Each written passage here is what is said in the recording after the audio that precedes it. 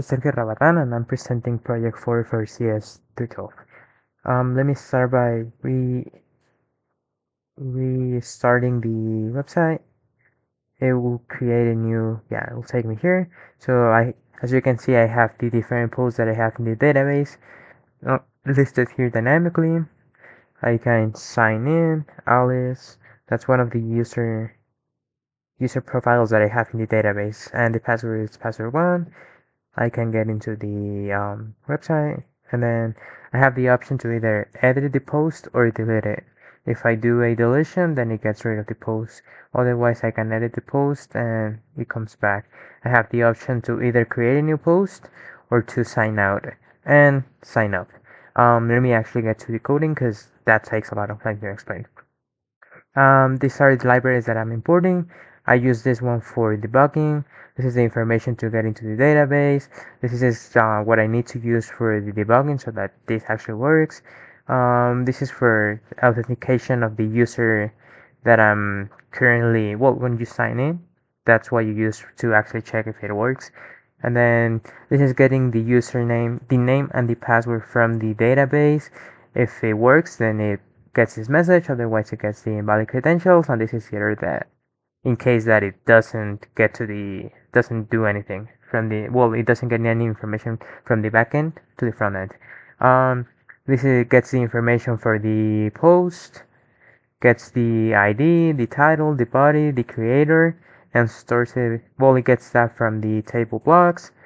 If it works, then just gets into this one, otherwise it's an error 404, and then it prints a message, and otherwise it's a error 500, doesn't get anything from the backend to the front end. This is the, when the user wants to log out, basically, what's it called, if it gets into an error, just prints this, otherwise it prints the logout successful. This gets the information from the post. But the difference between these two is that this one gets it using the ID, and this one it's all of the posts in general.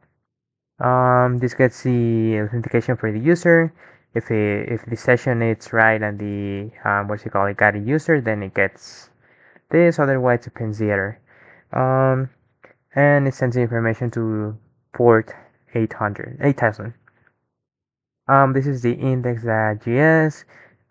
Basically here I'm selecting this information from the blocks for the post. In here I'm checking if the user actually exists. In this one I'm getting the name and the password from the user. Or if it's successful, then it prints that, otherwise it's invalid, and the error message. Something similar to what is in the main. Now for here I'm getting the constants, I'm handling the submission, sends the information, and then it prints whatever I got from the results. Same thing, gets the constants, it tries to do the post process, the post method using the title and the body for the post. This is for creating a post. If it worked, then it prints this message, otherwise it prints this message. And in the case of an error, it prints the error message. This is the form for the submission. Again, global constants.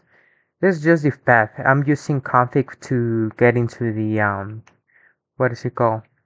It's basically the starting path that leads me to the what's it called, the folder where I have all of the files, or yeah, all of the files that I'm using for this project. This one is fetching the post. If it didn't get those, then it prints the error message. It checks that the body and the title are valid, and if they are, it just basically prints the different posts right here. This one it's the one that prints all of the posts at the end.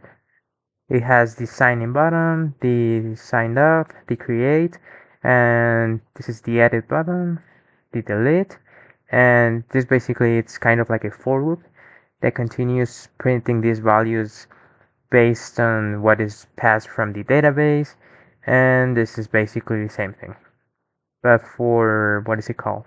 For the login information. Thanks for watching.